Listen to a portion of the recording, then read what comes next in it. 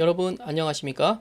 요즘 가상화폐 시장이 아주 뜨거운데 개인들의 주식 투자 비중이 크게 줄고 코인 시장으로 대거 이동하여 국내 코인 인구가 통계에 잡힌 것만 600만 명을 넘어섰다고 하니 정말 대단합니다.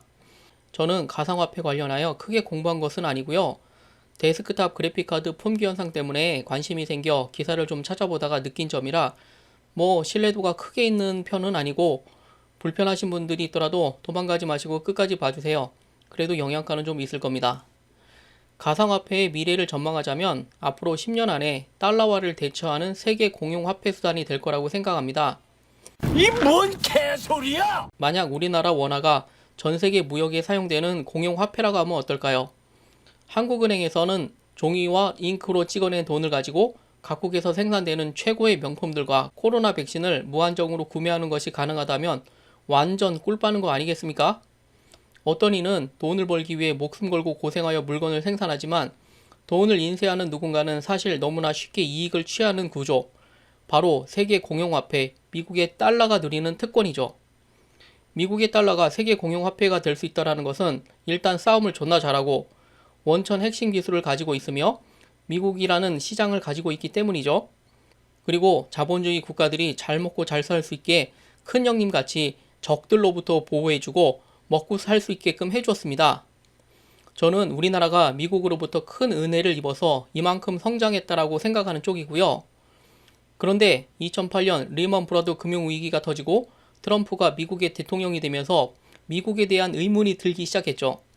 미국 금융 시스템의 모순, 자국 우선주의, 방위비 문제, 코로나 백신 독점 등 뭔가 예전과는 사뭇 다른 독자 생존해야 될 것 같은 기분? 여기에 아시는 것처럼 중국이 이미 미국을 넘어섰다라는 말이 나올 정도로 무섭게 성장했어요.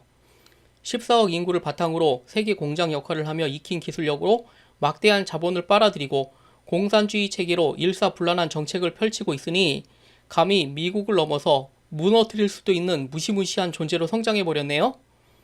미국은 트럼프 대통령이 집권 후 중국을 집중적으로 견제하기 시작하는데 중국의 반격이 만만치 않습니다.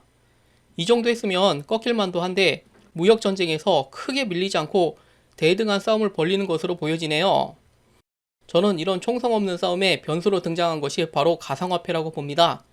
미국이 달러를 발행하면서 누렸던 절대 권력, 특권 중의 특권에 대해 중국뿐만 아니라 많은 나라, 많은 사람들이 의문을 갖기 시작한 거죠. 특히 이번에 코로나 백신 독과점을 보면서 미국은 달러를 무한정으로 발행할 수 있는 권력을 가지고 자국민을 위해 썼죠. 당연하게. 그건 힘의 원리에 의해 당연히 그렇게 하는 것으로 누구도 뭐라고 할 수 없지만 한편으로는 꼭 그래야만 할까라는 의문도 듭니다. 한마디로 뭔가 불공평하다. 물론 백신은 미국에서 가장 많이 만들고 또한 코로나 바이러스의 최대 피해국이라 이해도 합니다. 중국은 위안화를 국제 통용화폐로 쓰기를 원할 겁니다. 만약 첨단 핵심 원천 기술, 반도체만 잡으면 중국은 다른 나라 의존 없이 자체 개발, 생산이 가능해지면서 이제부터 물건 사고 싶으면 달러 안 받고 중국 위안화로만 받겠다고 선언해버리면 어떻게 될까요? 미국을 거치지 않고도 첨단 제품을 생산할 수 있다면 굳이 미국 돈을 쓸 이유가 없는 거죠. 한마디로 판이 크게 바뀌는 겁니다. 달러가 앞으로도 세계 통화의 지위를 유지하려면 미국 아니면 안 되는 초특급 핵심 기술을 쥐고 있어야 하며 세계 각국으로부터 존경심을 잃지 않게 대장 노릇 똑바로 해야 합니다. 이젠 핵폭탄으로 전쟁 무기도 상향 평준화되어 전쟁할 일도 많이 줄어들어서 돈 찍어낼 수 있다는 것만 믿고 자꾸 뻘짓하면 한순간에 나락으로 떨어질 가능성이 있어요.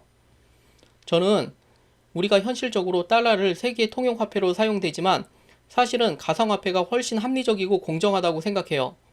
어떻게 보면 은행을 통해 환전을 하고 수수료를 지불하는 것보다 블록체인 기술로 통용하는 화폐가 종이화폐보다 훨씬 통제가 쉽고 간편하죠. 물론 개인 간의 거래로 국가가 통화를 통제할 수 없는 문제 등에 관해서는 보안 대책이 마련될 거라고 보고요. 예를 들어 삼성전자가 DDR 메모리를 생산하고 그걸 필요로 하는 사우디아라비아에서는 DDR 메모리를 사기 위해 석유를 내놓는 거죠.